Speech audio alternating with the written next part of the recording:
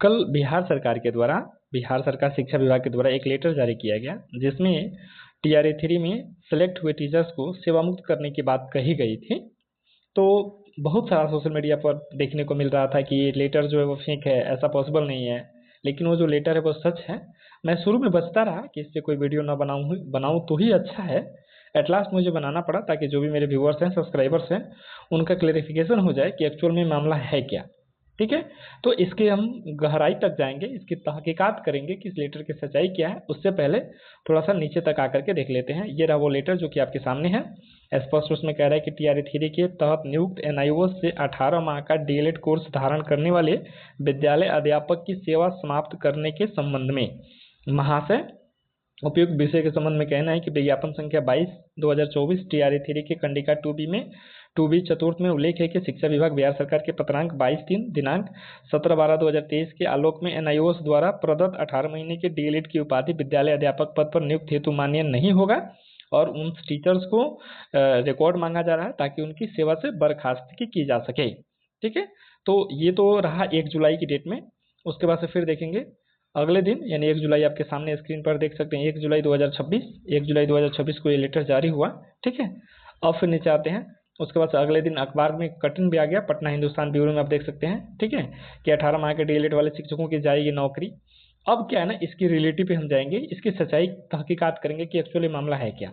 तो यहाँ देखेंगे सबसे पहले हुआ क्या था कि ये लगभग बात है 2020 नहीं, 18 से 20 के आसपास की बात है कि एनआईओएस के द्वारा पूरे जो बिहार में स्कूल है ना, जो भी टीचर्स लोग पढ़ा रहे थे ना, उनको एक योजना आया जिसके तहत 2 साल का डीएलएड कोर्स करवाया गया।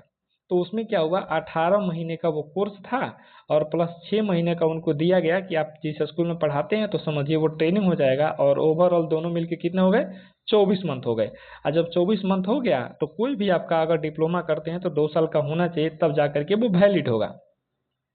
तो जब टीआरई 1 का विज्ञापन आया तो टीआरई 1 और टीआरई 2 इन दोनों में क्या हुआ था कि ये जो डीएलएड था ना, ये वैल्यूएबल था, ये मान्य था, और ये जब वैलिड था तो उस समय जो नोटिफिकेशन जारी किया गया था टीआरई 1 और टीआरई 2 का, उसमें इसका स्पष्ट जिक्र था, और उसके तहत जो भी कैंडिडेट सेलेक्ट हुए वो ऑलरेडी आज बीपीएससी टीचर में जॉब में हैं और उनके जॉब पर कोई खतरा नहीं है, वे आश्वस्त रहें, उनका कुछ नहीं होगा। क्योंकि कोई भी रिक्वायरमेंट होता है तो जो उसके एडवर्टाइजमेंट में या विज्ञापन में टर्म एंड कंडीशंस लिखा रहता है उसके अकॉर्डिंग ही होता है। ठीक है, तो उसमें क्या है कि जो है वो सेफ है। फिर क्या हुआ कि मामला सुप्रीम कोर्ट गया और सुप्रीम कोर्ट ने आदेश दिया। तब तक क्या हुआ ना, टीआरई 3 का फिर फॉर्म भरा जा चुका था। ठीक है, टीआरई 3 का फॉर्म भरा गया था और ये मामला चला गया सुप्रीम कोर्ट में।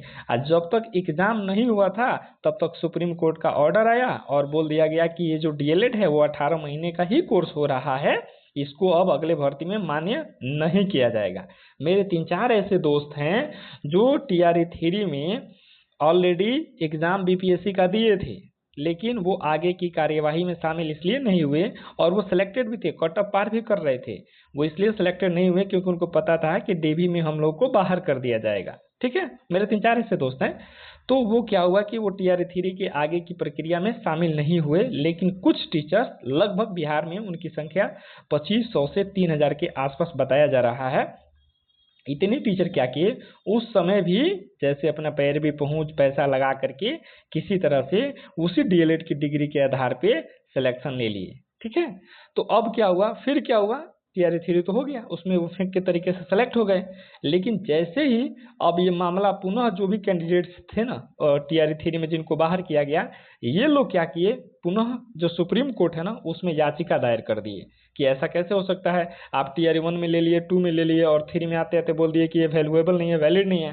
ठीक है, फिर सुप्रीम कोर्ट ने उस याचिका को एक्सेप्ट कर लिया और उस डिग्री को वैलिड कर दिया। ठीक है, तो अब क्या होगा, टीआरई 3 वालों का इतना बैड लक था कि वो बेचारे बीपीएससी का जो रिटर्न हुआ था उसमें क्वालिफाई होने के बावजूद भी उनका बैड लक ही कहिए कि सुप्रीम कोर्ट के एक आदेश के चलते उनको नौकरी से हाथ धोना पड़ा, और आज भी वो बेरोजगार है।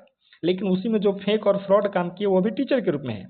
फिर अभी जो टीआरई 4 आने वाला है, इस टीआरई 4 के लिए वो डीएलएड डिग्री वाले वैल्यूएबल हैं, वैलिड हैं, मान्य है, यानी कि अगर आपके पास 18 महीने वाला वो डीएलएड है तो आप तैयारी 4 में बैठिएगा, निश्चिंत रहिए। ठीक है, इसमें कहीं से कोई दो राय नहीं है, क्योंकि सुप्रीम कोर्ट अगला आदेश जब याचिका दायर किया गया था उसमें भी सुप्रीम कोर्ट ने ये निर्णय दिया कि नहीं, ये वैलिड है और आगे से मान्य रहेगा। फिर टीआरई 4 में ये भी बैठेंगे। ठीक है, गलत किन के साथ हुआ? टीआरई 3 वालों के साथ हुआ, और उसी गलती में जो भी कैंडिडेट्स इधर उधर करके जैसे भी भर्ती हो गए हैं उन्हीं को हटाने का ये फरमान जारी किया गया है बिहार सरकार के द्वारा, जो कहीं से गलत नहीं है और ये सही है और ऐसा कदम उठाया जाना चाहिए, क्योंकि नोटिफिकेशन में जब स्पष्ट जिक्र किया गया था तब कैंडिडेट्स को मानना चाहिए। अगर उस नोटिफिकेशन में जिक्र करने के बावजूद भी वो अवैध तरीकों से सम्मिलित हुए हैं, नियोजित हुए हैं, नौकरी पाए हैं, उनकी नियुक्ति हुई है, तो उस नियुक्ति को अवैध घोषित करते हुए रद्द करना चाहिए। और ये जो शिक्षा विभाग के द्वारा कदम उठाया गया है यह सही है।